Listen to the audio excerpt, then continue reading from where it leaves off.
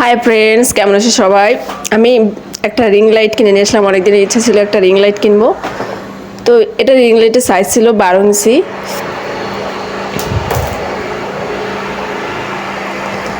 তো এখন রিং লাইটের স্ট্যান্ডের সাথে এটা সেটিং করব এবং কিভাবে লাইন দিতে হয় এবং রিং লাইটটা কীভাবে জ্বালাবে এখন সেটা আমি দেখাবো। তো রিং লাইটের স্ট্যান্ডটা 6 ফিট ছিল, এটাকে বড় বা ছোট করা যাবে।